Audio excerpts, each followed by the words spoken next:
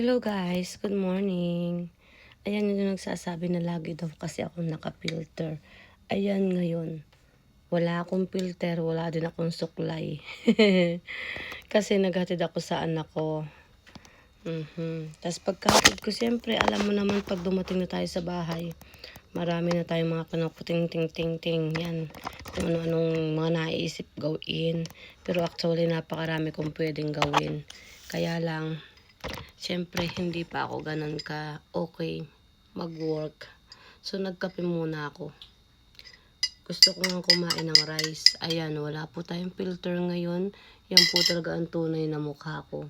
Buti na lang kahit wala akong nilalagay dun sa mga pinagdaanan ng nakaraan. I mean, yung mga pimples ko, buti nagla-lighter na siya. Ayan. Nagla-light na siya.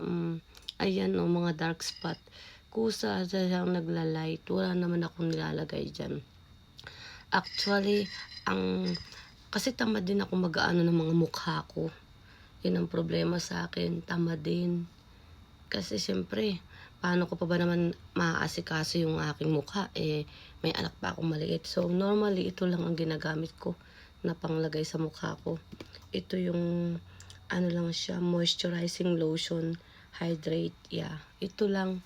Kasi ito yung parang bagay sa akin na parang walang masyadong mga nararamdaman akong mga dry sa skin ko. So, ito lang nilalagay ko. I think merong may alam niyan dito. Kahit all over the body, pwede yan. Di ko naman nga pinopromote sa inyo. Kumbaga, sinabi ko lang. Para, yan ay wala akong filter. At nag-lipstick lang ako at mukha naman akong pale ang kulay. Nagkakape ako kasi. Ayan, dinadaanan naman ako ng konting headache.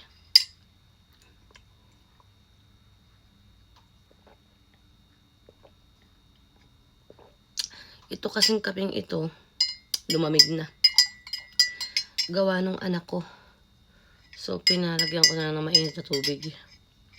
Nakita ko, iniwanan niya ako dyan sa may lamesa.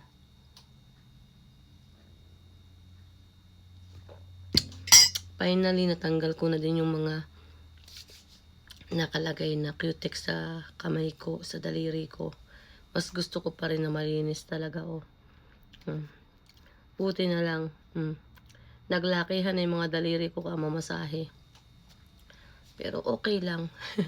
Kailangan ko din magputol ng mga nails kasi humahaba na. Baka ma-scratch ko yung skin ng client yun. Kaya, tsaka mukhang malinis pag maiksi ang kuko para sa akin. Siyempre, hindi na ako pwede magpahaba ng nails kasi massage therapist ako. Yan. Oh. So far, ganyan na nga ang hitsura ng mga daliri ko ngayon. Oh. Yung thumb ko. Yan, gamit na gamit ito. Kaya tinan nyo, makikita nyo, bend na siya. Ito hindi masyado kasi kanan yan eh. Kaliwete kasi ako. Pero so far, okay naman. Wala pa din ako nararamdaman ng mga stiff sa kamay ko so far. So, napapansin ko lang na nag-i-stiff ang kamay ko, yung mga daliri ko pagising sa umaga, pag kumain ako ng maraming rice. Kaya talagang ina-avoid kong kumain ng maraming rice.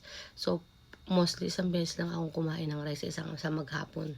Kasi hindi naman pwede hindi ako kumain ng rice. Physical ang work ko, lalo pag may mga masahe ako, diba? Ganun lang, kwento-kwento lang. At medyo ang boses ko hindi pa okay. Medyo tinamaan ako ng allergy. Yan. Pero wala naman. Hindi naman ako nilagnat. Wala naman. Talagang sa sobrang naglamig bigla. Nung nakaraan week kasi mainit. Tapos biglang down ng weather. Ayan, nadali tayo. Ay kayo, kumusta naman kayo dyan? Pagkukumusta niyo ako dito sa Canada, eto, malamig pa din.